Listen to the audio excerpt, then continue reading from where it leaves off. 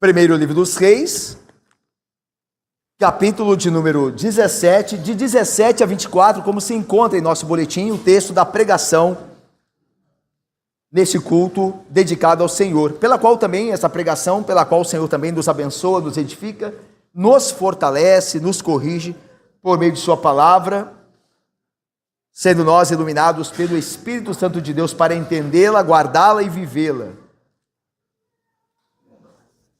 Irmãos, vamos, Diácono Gil e Natália, recapitularmos onde nós estamos então no livro de 1 Reis. Nós vimos que Deus levantou o primeiro dos grandes profetas, chamado Elias. Ele foi enviado ao reino do norte, reino de Israel. E ele foi enviado para anunciar o juízo de Deus sobre aquele reino que estava cada vez mais se afastando do Senhor. Lembra-se que naquela época o rei era Acabe, o idólatra Acabe, e que ele havia se casado com uma mulher má, uma mulher que era uma assassina de profetas, Jezabel. E então Elias, enviado por Deus, vai até Acabe e diz que tão certo como vive o Senhor, o céu se fechará por 3 anos e não haverá chuva. Nós sabemos que esta era uma das maldições de Deus sobre o povo pecador. Lá em Deuteronômio, Moisés diz que quando o povo se desviasse e passasse a desobedecer ao Senhor, o Senhor também, entre outros males, entre outros juízos, também cerraria os céus, fecharia os céus e não choveria. Daria a eles seca e fome. E é isso que está acontecendo. Deus está cumprindo a sua palavra como anunciada por Moisés. Agora, de fato, anunciada pelo servo Elias, o profeta. E depois de Elias anunciar isto, Deus diz a Elias que se retire ali da capital Samaria, onde estava o reino de Israel, e fuja para um local onde Deus, por meio de um ribeiro e por meio de corvos, o sustentaria. Vocês se lembram disso, né? Deus dá ordem a Elias e diz: vá para um lugar onde eu te sustentarei ali por alguns dias. E Elias então, respondendo com fé, vai para o ribeiro, como nós vemos aí, é o ribeiro ou a torrente de Querite. E ali ele é sustentado por meio deste ribeiro e pelos corvos que Deus enviara a ele, trazendo comida para o profeta. Bom, mas vocês se lembram que no último domingo, o que aconteceu no texto que nós vimos no último domingo? O ribeiro de Querite, ele se seca, a água ali acaba. E então Deus aparece novamente a Elias e diz: agora vai para outra região, a região de Sarepta de Sidom, e você encontrará ali uma viúva. Você pedirá a esta viúva que ela te sustente com água e pão, e ela te sustentará. E é interessante que vocês se lembram que esta viúva, ela era da cidade de Sarepta, que era região de Sidom, a mesma região de Jezabel. Então é interessante, né, como Deus prova o profeta enviando ele para uma região onde a região é a região da assassina de profetas, que é Jezabel. E Deus diz assim: mas é lá que eu vou te sustentar. E nós vimos no domingo passado que nós podemos estar no ambiente mais hostil, e nós estamos no mundo que jaz no maligno, um ambiente super hostil para nós crentes. Mas Deus tem o poder de nos guardar em qualquer ambiente, seja ele o mais hostil. É por isso que Deus envia o profeta para Sarepta de Sidom, para que o profeta saiba que, se Deus desejar, ninguém lhe fará mal. Ele pode estar na terra dos assassinos de profetas, que ninguém tocará um dedo em sua vida. E Deus assim o fez, dando sustento a ele através daquela viúva de Sarepta. Agora nós vamos ver que enquanto o profeta habitava ali na casa daquela viúva, sendo sustentada por ele, acontece uma tragédia. O filho daquela viúva vem a morrer, ele adoece e morre. E nós vamos ver o que o texto nos ensinará acerca deste drama vivido não só pela viúva, mas por Elias também. Vamos ver então? Olha aí o versículo de número 17 até o 24. Atenção, irmãos, na leitura do texto sagrado. Depois disto, adoeceu o filho da mulher, da dona da casa, e a sua doença se agravou tanto que ele morreu. Então disse ela a Elias: que fiz eu, homem de Deus? Vieste a mim para trazeres à memória a minha iniquidade e matares o meu filho? Ele lhe disse: dá-me o teu filho. Tomou-o nos braços dela e o levou para cima, ao quarto, onde ele mesmo se hospedava, e o deitou em sua cama. Então clamou ao Senhor e disse: ó Senhor, meu Deus, também até a esta viúva, com quem me hospedo, afligiste, matando-lhe o filho? E estendendo-se 3 vezes sobre o menino, clamou ao Senhor e disse: ó Senhor meu Deus, rogo-te que faças a alma deste menino tornar a entrar nele. O Senhor atendeu a voz de Elias, e a alma do menino tornou a entrar nele e reviveu. Elias tomou o menino e o trouxe do quarto à casa, e o deu à sua mãe e lhe disse: vê, teu filho vive.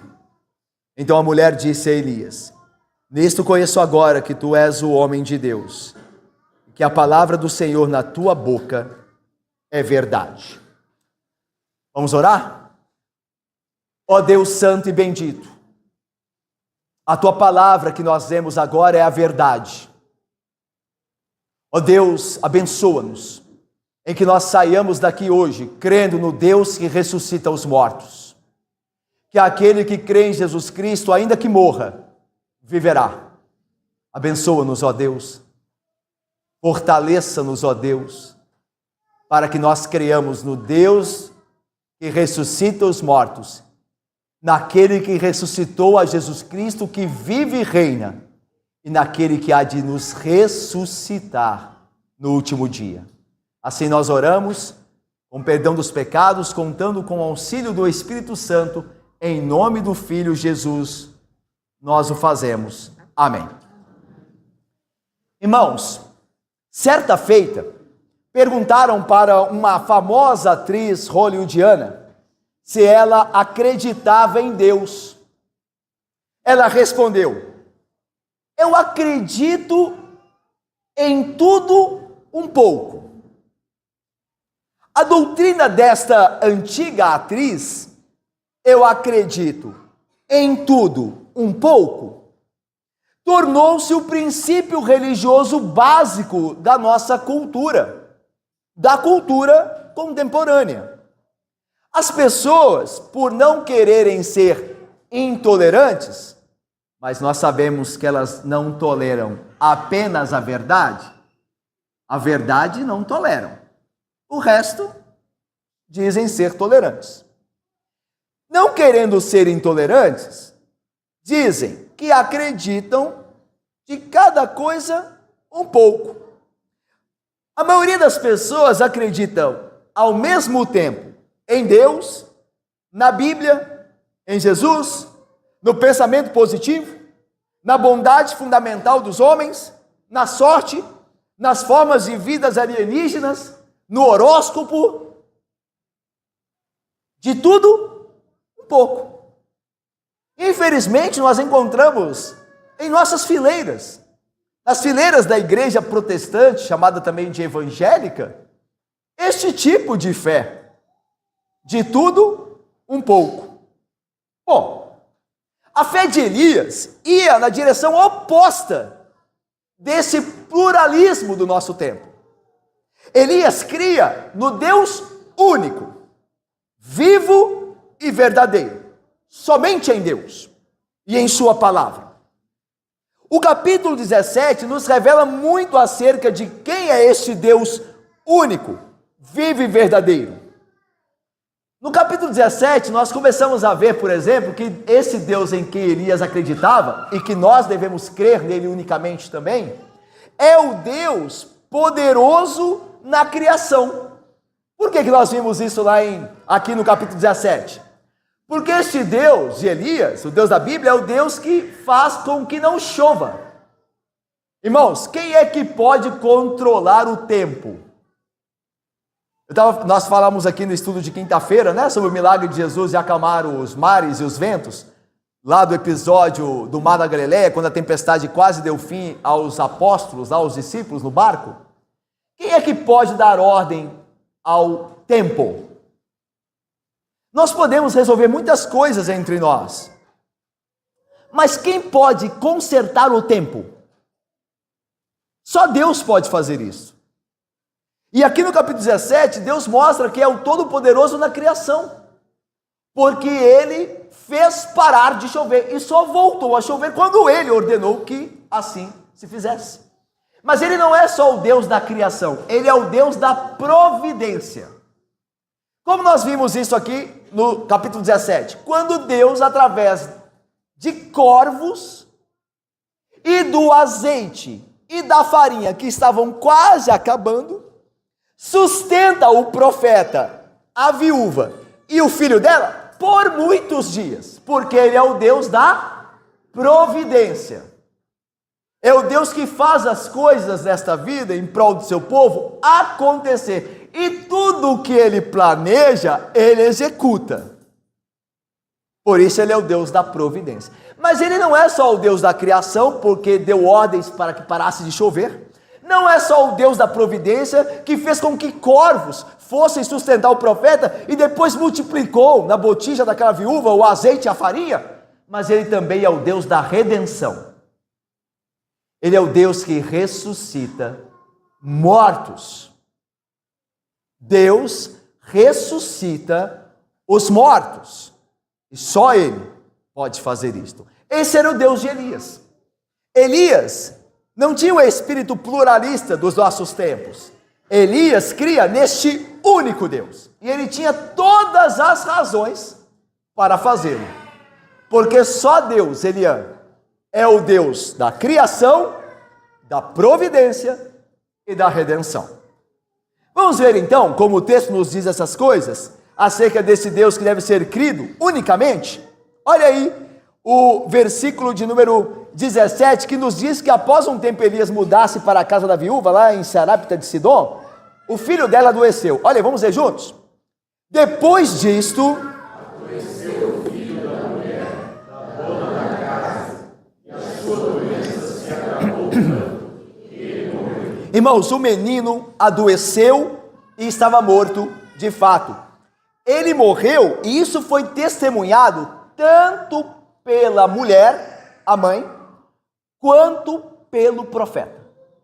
Olha o que diz o versículo 18. Veja aí comigo. Então disse ela, a viúva, a Elias: que fiz eu, homem de Deus? Vieste a mim trazeres à memória a minha iniquidade e matares o meu filho? Então ela dá testemunho de que o menino de fato morreu. Agora veja que o profeta também dá testemunho em sua oração a Deus de que o menino morrera. Olha o versículo 20. Então clamou ao Senhor e disse o profeta: ó Senhor meu Deus, também até esta viúva com que me hospedo afligiste, matando-lhe o filho. Então não há dúvidas, irmãos, de que o menino não só adoecera, como morreu. Mas, irmãos, aqui nós vemos nesse texto que a morte é uma realidade, embora nós não pensemos muito nela.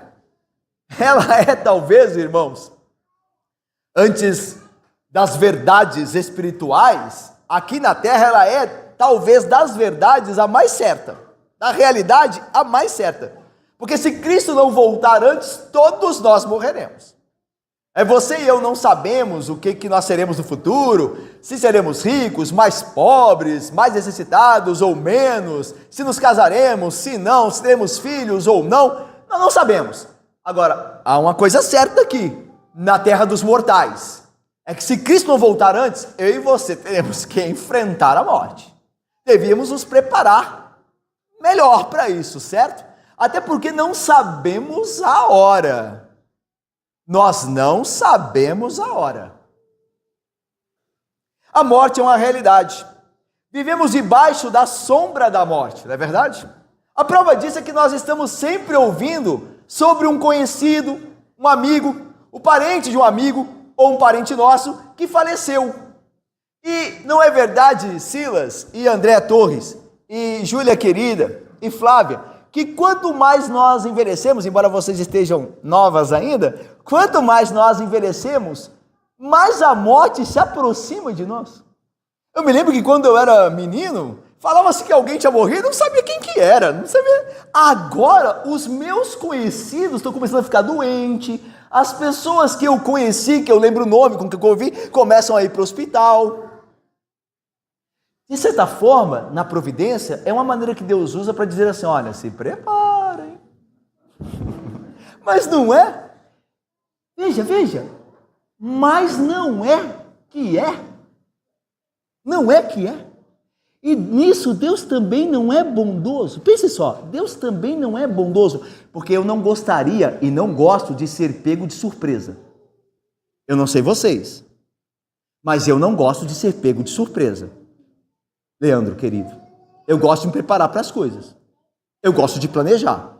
Então Deus, através da partida de pessoas próximas de nós, vai nos preparando para a nossa. E nisso há sabedoria da parte de Deus e bondade dele também. Porque ele está te ajudando a preparar-se melhor. Ele não quer que você seja pego de surpresa. Sempre vivemos a vida sob a sombra da morte. Por quê? Irmãos, porque o pecado entrou neste mundo. E o salário do pecado é a morte, todos nós pecamos, todos nós morreremos. Talvez isso seja surpreendente, essa história aqui da morte e da ressurreição de um morto, porque embora esse texto fale de morte, não é o assunto principal do texto. Qual que é o assunto principal do texto? Embora ele fale de morte e mostre que a morte é uma realidade, o assunto principal do texto é o poder de Deus sobre a morte. É disso que Deus fala aqui. Há a realidade da morte, mas há algo muito mais poderoso que a morte aqui, o poder de Deus sobre ela. E é interessante encontrar esse texto no Antigo Testamento, não é? Já para pensar nisso? Porque a doutrina da ressurreição dos mortos, ela é mais enfatizada no Novo Testamento. No Novo Testamento você ouve muito falar de ressurreição. Cristo ressuscitou, ele ressuscitou a Lázaro, ele ressuscitou meninos e meninas lá no Evangelho. Eu lembro, nós vamos lembrar aqui da filha da viúva de Naim, a quem Cristo ressuscitou. Paulo vai ressuscitar Eutico, que cai da galeria, né? Porque estava dormindo no sermão. Não durma no sermão, porque eu não vou poder ressuscitar ninguém. Mas é engraçado que Eutico, a gente bate em Eutico sem ele merecer, né? Só um parênteses aqui. O texto diz que Eutico, quando estava ouvindo o apóstolo Paulo se demorava, hein, né? Talvez seja mal de Paulo, viu? Se demorar, viu? Paciência aí. Mas o apóstolo Paulo se demorava no discurso. E Eutico estava na galeria, né, na parte superior. E ele estava, diz o texto, o termo grego usado, que ele estava lutando contra o sono. Ele foi para prestar atenção e estava lutando contra o sono. Aí o sono venceu, ele caiu. Aí Paulo foi, tocou e o ressuscitou. Então, vejamos Eutico como alguém que estava lutando ali para prestar atenção. Isso é importante, né? Para a gente não bater em Eutico sem ele merecer. Mas o ponto, irmãos, é que no Novo Testamento a ressurreição é muito bem clara, estabelecida. No Velho Testamento, às vezes a gente acha que não é tanto. Mas aqui está um texto que fala que Deus é o mesmo Deus do Novo Testamento que ressuscita mortos. E aqui no Antigo há uma prova disso. Ok? Vamos lá, irmãos. Nós temos provas e mais provas na Bíblia que o Senhor Deus é o Deus da ressurreição. Ele tem poder sobre a morte, meus irmãos. Isso é mais do que significativo para nós. Por quê? Porque nós não só, provavelmente, se Cristo não voltar antes, nós enfrentaremos a morte. Então, isso é muito importante saber que Deus é o Deus que tem poder sobre a morte, porque nós vamos provavelmente enfrentá-la. Ok? Então é importante para você saber que Deus é poderoso sobre a morte. Deus tem controle sobre a morte. Mas também é poderoso para nós, e muito importante, porque nós também fomos libertados de uma morte que é pior do que a morte física, da morte espiritual.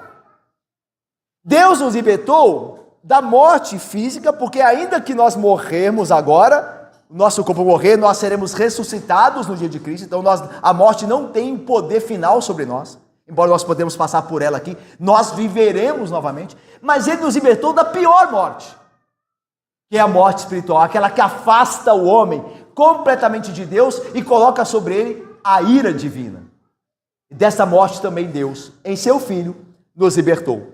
É o que Paulo diz quando ele fala: e Ele vos deu vida, quando vós estavam mortos em vossos delitos e pecados, nos quais andastes outrora, segundo o curso deste mundo. Mas Deus, sendo rico em misericórdia, por causa do grande amor com que vos amou, e estando vós mortos em vossos delitos e pecados, vos deu vida juntamente com Cristo. Então, o Deus que ressuscita os mortos, tanto no Antigo, como nós estamos vendo aqui, como no Novo Testamento, é o mesmo Deus hoje, é o nosso Deus, que tem poder sobre a morte espiritual, para nos livrar dos nossos pecados, como nós vimos aqui, na nossa irmã que foi batizada, como nós também um dia fomos batizados, nós que cremos. Ele nos livrou das garras do inferno que nós merecíamos e da nossa natureza pecaminosa, e nos deu vida em Cristo, vida para com Deus, e nos garantiu ainda mais, nos garantiu que aquele que crê assim em Jesus Cristo, não só é livre dos seus pecados e da morte eterna, como também o seu corpo habitará seguro, porque há de ser ressuscitado da sepultura. As pessoas que creem em Cristo podem sofrer uma morte física, como aconteceu com o filho dessa viúva, mas jamais sofrerão uma morte permanente. O corpo do fiel que morre e é sepultado será ressuscitado para a vida eterna. E eu acho magnífico como a Bíblia, como Paulo usa, né? Uma terminologia muito doce para falar da morte do crente. Ele se vale de um eufemismo, né? Ele diz que quando o crente é sepultado, o crente está sendo semeado. E eu acho lindíssimo esse termo que Paulo usa, esta metáfora que Paulo usa. Que quando um crente está sendo sepultado, quando o caixão daquele corpo ali, de um irmão nosso, está descendo à terra, na verdade é uma semente que está sendo lançada, que vai nascer com a glória dos santos. E é assim também. Quando você estiver num ofício fúnebre, de um irmão na fé, de um parente que morreu em Cristo, você saiba disso. E aquele corpo que está baixando à sepultura ressuscitará dos mortos ao ouvir a voz de Cristo Jesus. E você verá aquele mesmo irmão em Cristo glorificado novamente para sempre. É por isso que Elias cria neste Deus, e tinha todos os motivos para fazê-lo, porque esse Deus é o Deus que ressuscita os mortos. Mas a viúva não sabia disso ainda. Vamos voltar a ela aqui. Olha aí. Voltemos nossa atenção para o drama vivido pela viúva de Sarepta. Olha, diz o versículo 18 aí. Vamos ler juntos? Então disse ela a Elias: que fiz eu, ó homem de Deus? Vieste a mim?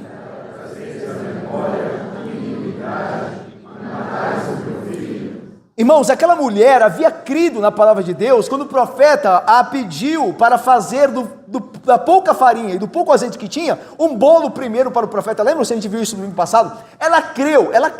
Só que provavelmente a fé dela não estava ainda madura, preparada para passar por esse drama. Para perder o bem dela precioso, que era o seu único filho, e veja, o único sustento futuro da sua casa. Irmãos, ela era viúva. Ela não tinha mais marido.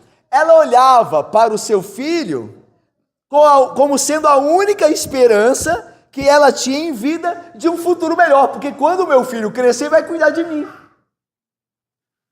Então, para aquela mulher, Jonathan, querido, e presbítero Otto, e Felipe, e presbítero Michael, meu querido Juan, e Débora, e José, para aquela viúva, o menino era o bem mais precioso dela. Certamente ela não estava preparada para este terrível episódio. E tudo aconteceu tão rápido, não é? Justamente quando ela e seu filho haviam sido salvos da morte certa, sendo alimentados por Deus naquele milagre da multiplicação do azeite e da farinha, ela parecia que ter o fardo de uma mãe solteira mais leve agora, porque o profeta de Deus estava na sua casa, ela tinha o sustento, seu filho agora comia, e de repente, as coisas que estavam mal e melhoraram, ficaram pior. Não é assim às vezes conosco? Dá para sentir o drama do que aquela mulher estava passando. Nós já vivemos situações parecidas. Nós somos libertados de algum grande problema, só para depois cairmos em algo pior. Não é verdade assim? Não acontece, Heloísa? Deus nos liberta de provações, e dali a pouco. Não era diferente com a viúva de Sarepta, por isso nós nos identificamos com o drama, porque nós passamos por isso também. Irmãos, observe outro detalhe aqui do que acontece com esta viúva quando o filho dela morre. Em virtude de suas dúvidas e suas limitações, ela ataca o profeta. Olha só o que ela diz no versículo 18. Olha aí, como nós lemos. Então disse ela a Elias: que fiz eu, ó homem de Deus? Vieste a mim para trazeres à memória a minha iniquidade e matares o meu filho? Ela está atacando o profeta.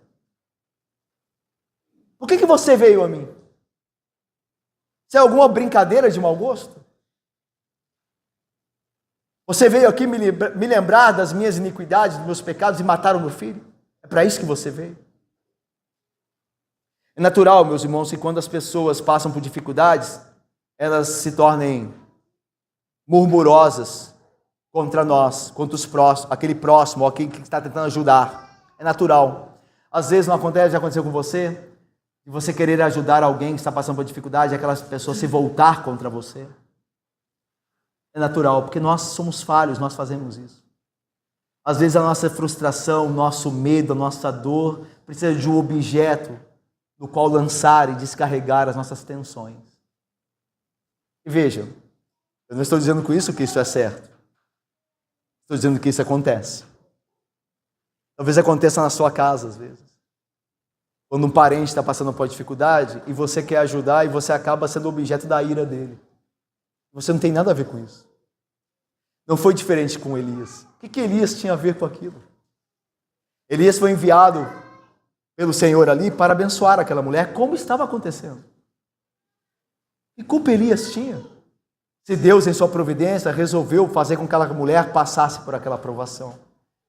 Mas para a mulher, Elias é o culpado. Você percebe isso? É importante para a sua vida que você perceba isso. É importante para a sua consciência diante de Deus e a maneira como você entende o que acontece na sua vida, que você entenda essas coisas. E muitas vezes as pessoas vão te maltratar, mas não é porque você é culpado. É porque elas estão sofrendo demais e não sabem onde lançar a ira delas. Então tenha paciência. E é disso que a gente vai falar agora, na reação do profeta. Olha a reação do profeta. Versículo de número 19. Ele disse: dá-me o teu filho. Tomando-o dos braços dela, o levou para cima ao quarto, onde ele mesmo se hospedava, e o deitou em sua cama. Aquela mulher estava em dúvida, aquela mulher estava lamentosa, aquela mulher estava achando que Deus estava se vingando dela por conta das iniquidades dela, e a gente muitas vezes crê assim, não é? Não crê assim, muitas vezes? Que se nós estamos passando alguma dificuldade é porque Deus se lembrou de algum pecado lá atrás, e agora Ele veio cobrar. E meus irmãos, deixa eu lhes falar, lute contra esse pensamento porque ele não é bíblico. Se você se arrependeu dos seus pecados e os confessou, Deus não vai cobrar os seus pecados. Não tem nada a ver com os seus pecados. Se você se arrependeu deles, se eu e você não nos arrependemos, pode esperar que ele vai vir cobrar mesmo. Se eu e você temos pecados não confessados e não abandonados, você pode saber que Deus vai vir cobrá-los. Mas se você sinceramente se arrependeu, e tem lutado contra eles, abandonando-os. Deus não é esse tipo de vingador. Deus não é esse tipo de sádico que fica relembrando coisas que nós já entregamos a Ele para vir nos afligir de coisas que às vezes nós mesmos já esquecemos. Não tinha nada a ver com os pecados daquela mulher. Deus queria mostrar naquele momento como de fato será provado a glória dele e fazer com que a fé daquela mulher amadurecesse. Mas aquela mulher estava confusa. Na confusão nós muitas vezes falamos o que não devíamos falar. Mas veja a reação do profeta. E aqui é algo maravilhoso. O profeta, irmão, sob pressão, é um testemunho maravilhoso e poderoso da qualidade da sua vida espiritual. Veja, ele está sob pressão. Ele está ouvindo coisas injustas. O que você veio aqui? Você veio aqui para me lembrar dos meus pecados? É para isso que você veio? Melhor fora você não vir aqui em casa. O que você está fazendo aqui? Olha, você chegou e olha o que está acontecendo. É mais ou menos assim. Imagine uma casa em que as pessoas não são crentes e você se converte. É mais ou menos assim. Depois que você se converteu, olha o problema que você trouxe nessa casa. Olha como as coisas estão difíceis aqui. Antes nós não discutíamos isso aqui. Agora, olha o que você trouxe aqui para a nossa casa. Já ouviu algo parecido? Porque é assim mesmo. As pessoas geralmente vão lançar os seus problemas na vida do crente, naquele que está procurando agradar a Deus. Como aqui acontece com Elias. Por que você está aqui? Você veio para me afligir? É como se ele dissesse, essas coisas estão acontecendo por tua causa. Mas como Elias reage? Ele reage com compaixão. Dá-me o teu filho. Isso é magnífico. Ele não reage assim, olha mulher, você está falando bobagem, para de falar bobagem. Eu vim aqui, pela minha mão, pela graça de Deus, através da minha instrumentalidade, você está comendo azeite e farinha aí, quando já era para ter acabado. Você sabe com quem você está falando? Com o profeta de Deus. Dá aquela carteirada de profeta, né? Você sabe com quem você está falando? Com o profeta. Baixa o tom. Você devia ser agradecido. Mas Elias não faz isso. Elias não lança os pecados daquela mulher na face dela. Você falou de pecados aí que eu vim lembrar a você dos seus pecados. Quais pecados? Fala aí para mim. Talvez o negócio com você seja sério. Fala aí comigo. Talvez seja por isso que Deus está te castigando. Que pecados, mulher? Ele toma o filho dela. Há um teólogo que disse, eu separei aqui, que eu achei isso magnífico. Enquanto estudava para o sermão, eu vou citar literalmente aqui, abre aspas, olha o que esse teólogo diz sobre o comportamento de Elias. Precisamos mais dessa santidade prática de Elias. Muitos se iludem, vão a reuniões fervorosas e professam que depositaram tudo sobre o altar de Deus.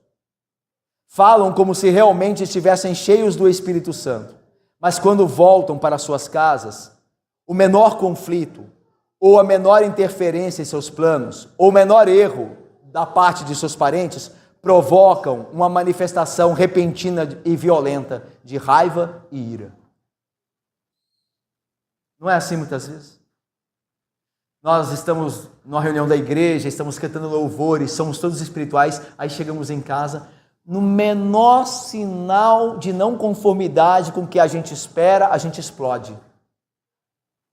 Nós precisamos de uma piedade prática, não só teórica, prática, não só de boca, mas de fato, irmãos, e de verdade. Uma piedade que, quando houve ofensa, responde com graça, responde com misericórdia. É dessa poderosa e única verdadeira piedade que eu e você necessitamos. E qual que era o segredo de Elias para ele também não explodir ali, digamos assim? É que ele ia a Deus. Esse é um remédio maravilhoso. Você quer se abrir? Quer falar do que você está sentindo? Vá a Deus, fale com Deus, abra o seu coração a Deus. Deus, eu estou sendo tratado injustamente, Deus, aquele irmão está fazendo injustiça comigo, ó Deus. Ó Deus, estabelece o meu direito, Pai, estabelece o meu direito. Eu não quero fazer mal nenhum a ele. Ó Deus, me ajude a não odiá-lo, mas Senhor, que ele se arrependa, que o Senhor intervenha, que o direito seja estabelecido, venha a minha defesa, faz algo por mim, ó Deus, é injusto o que eu estou passando. Abra-se com Deus, ao invés de ferir pessoas. Vá a Deus, vá a Ele. Ele tem prazer nisso, sabia? Deus tem prazer em que nós abramos o nosso coração com Ele verdadeiramente sobre tudo o que nós estamos sentindo. Deus tem prazer, Deus tem prazer. Lembram-se de Jó? Homem segundo a vontade de Deus, homem íntegro e justo, temente a Deus. Lembra-se de como ele se abre para o Senhor no seu livro? Como ele fala, mesmo das suas dúvidas, suas imitações, suas confusões, ele fala com Deus e Deus o ouve com paciência e depois o ensina, estabelece a verdade. Deus tem prazer que os seus filhos o procurem. Ao invés de nós ficarmos lamentando aquilo que fazem conosco, com os homens, criando nos homens mais indisposição ainda, vamos a Deus. Vamos colocar as nossas mágoas diante dele. Ele pode fazer o que ninguém faz. Ele sara as nossas feridas.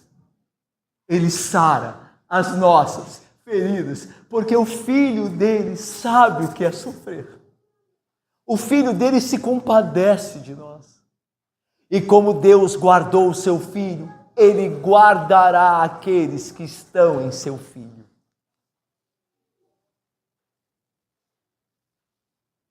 Elias então disse à mulher: dá-me o menino. E tomando no colo da mãe, levou-o. E aí veja que Elias vai a Deus. Versículo 20. Então clamou ele não foi reclamar com a viúva, não brigou com a viúva, nada disso. Ele foi ao Senhor.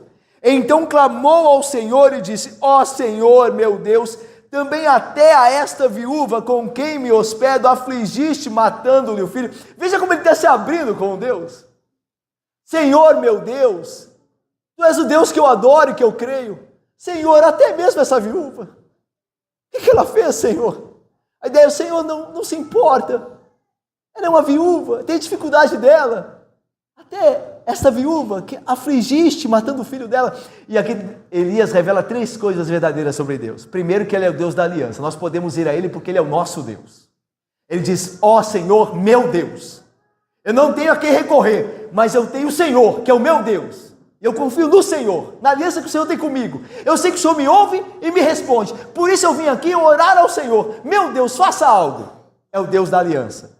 Segundo, é o Deus que de fato se compadece. Esta viúva, Deus olha para a condição dela. Ainda que ela tenha suas limitações, ainda que ela tenha uma fé fraca, Senhor, veja, ela é pó, ela é uma viúva. Ela necessita, tem misericórdia dela, se compadeça dela. Ele é o Deus que se compadece. Ele é o Deus, então, que é o Deus pactual, porque é o meu Deus, diz o Elias. Ele é o Deus que se compadece, porque Elias diz: esta viúva, olhe para a situação dela. E Ele é o Deus soberano, porque Ele é o Deus que aflige. Isso aqui é maravilhoso. Pode não parecer, mas é muito. Por que Deus afligiste a viúva, matando-lhe o filho? E é isso mesmo, irmãos. Foi Deus que tirou a vida do menino.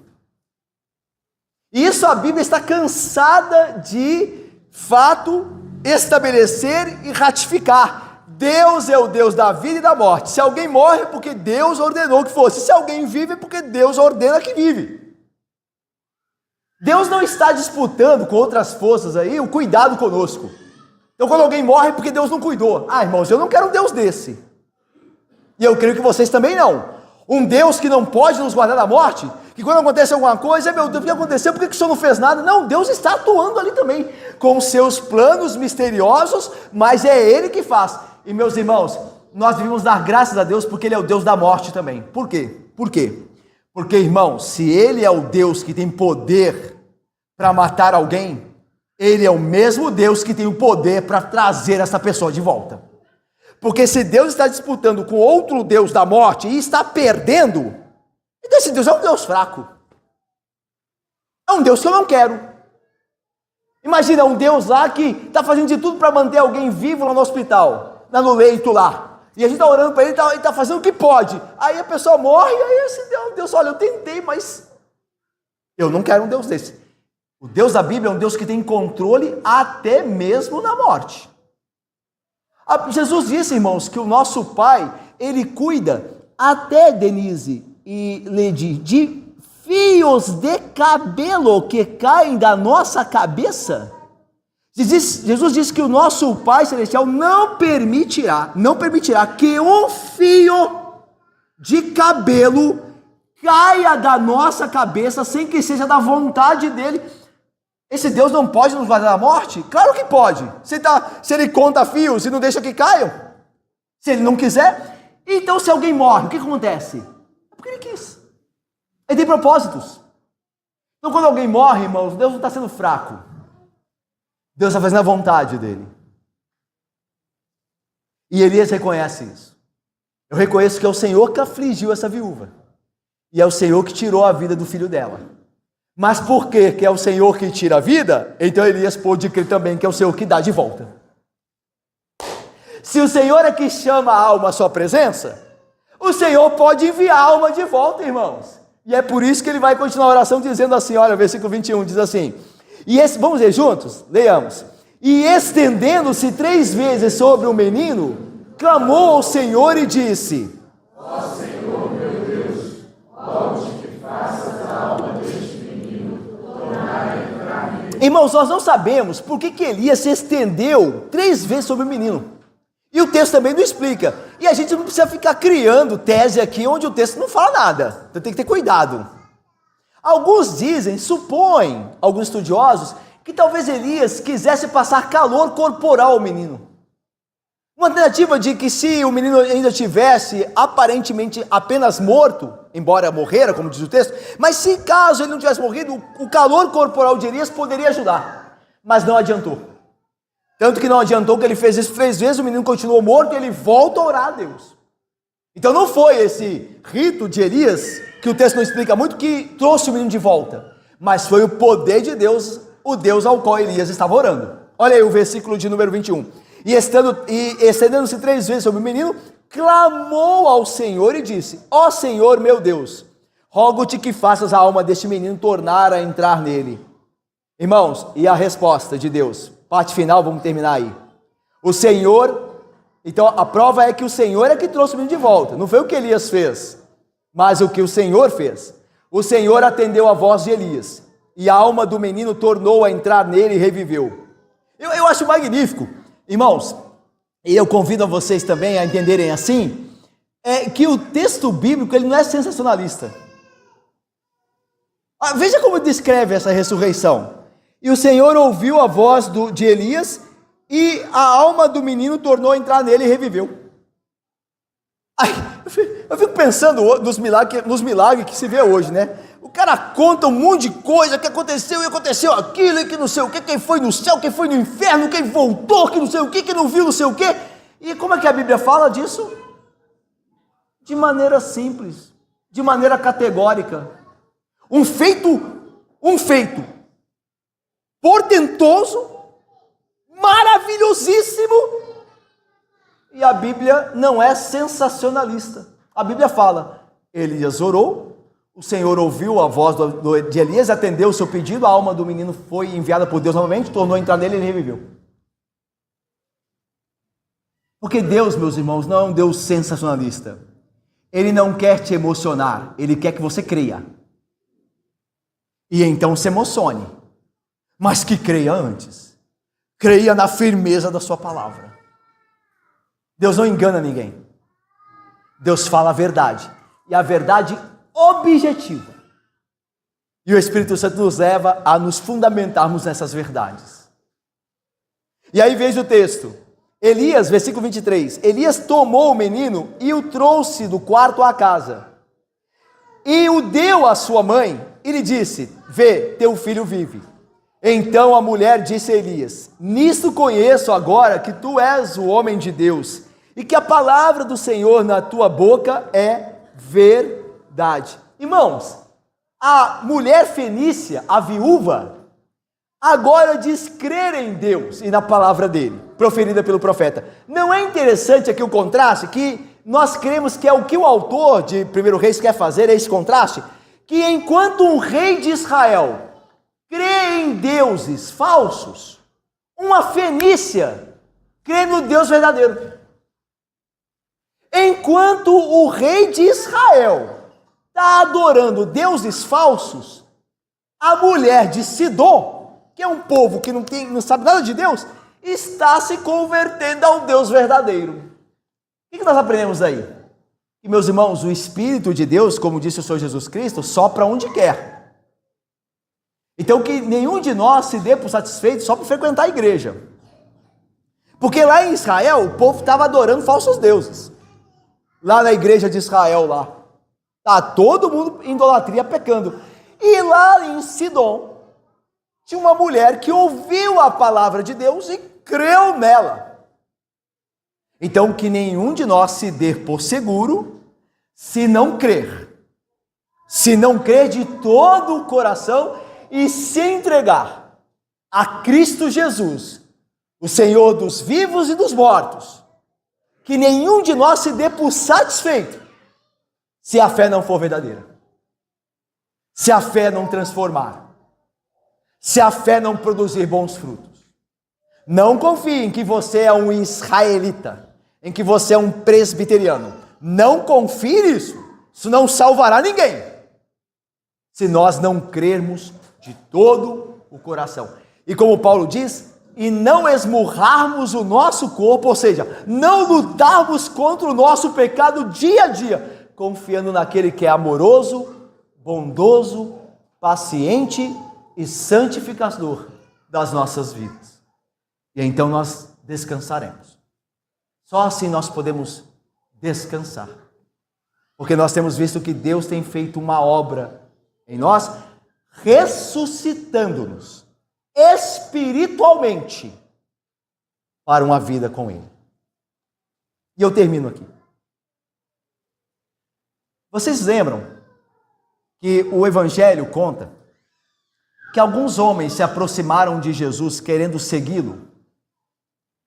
E Jesus diz que certa feita um rapaz se aproximou dele querendo segui-lo e disse assim: mas Senhor, eu quero te seguir, mas Senhor, deixa primeiro eu ir enterrar um parente que morrera meu. Você se lembra que Jesus respondeu? Deixe que os mortos enterrem seus mortos. É claro que o texto fala de dois tipos de morte, certo? Porque você nunca viu, e eu espero na sua sanidade que você nunca veja, mortos enterrando mortos. Isso não acontece, né? Se alguém está vendo, então... Mas a ideia é que são duas naturezas de morte. Deixe que os mortos espirituais, aqueles que não me seguem, façam essas coisas, enterrem os seus mortos. Você vem e siga-me. Irmãos, as pessoas que não creem em Jesus Cristo, e entendam, meus irmãos, pode haver alguém aqui entre nós que não crê em Jesus Cristo. As pessoas que não creem em Jesus Cristo e crerem entregar a vida a Ele, entregar realmente a vida a Ele, elas estão mortas. Elas não sabem, mas elas já estão mortas. E elas morrerão eternamente. Elas já estão mortas e morrerão eternamente. É por isso que você não pode crer em tudo um pouco. Lembram-se? Você crê em Deus? Eu creio em tudo um pouco. Você e eu não podemos ter esse tipo de fé falsa e enganosa. Você tem que crer verdadeiramente no único Deus vivo e verdadeiro, que ressuscita mortos e que dá vida, e não é qualquer vida, vida eterna em Cristo Jesus. É neste Deus, neste único Deus, o Deus de Elias, o Deus vivo e verdadeiro, Senhor da criação, da providência e da redenção, e você deve crer. E se você crer nele, meu irmão, se você crer nele, você fará como Paulo diante da morte, o apóstolo. Onde está, ó morte, a tua vitória? Onde está o teu aguilhão? Vencida foi a morte por Jesus Cristo. Nem mesmo a morte, meu irmão, que é o dos inimigos, o último e o pior deles, pode prejudicá-lo finalmente. Porque no momento em que você e eu fecharmos os olhos aqui, nós abriremos os olhos da alma e estaremos na presença de Cristo, dos seus santos anjos e do seu santo povo, enquanto aguardamos aquele grande dia da ressurreição do nosso corpo. É por isso que o crente está seguro, quer na vida, quer na morte. E este Deus que nós, de fato, pregamos e instamos para que todos nós aqui creiamos nele. Porque, ao contrário, se não fizermos, nós estamos mortos. E a morte eterna se aproxima cada vez mais de nós. Por isso você deve crer em Jesus Cristo, o único Deus que ressuscita mortos. Que Deus nos abençoe. Amém.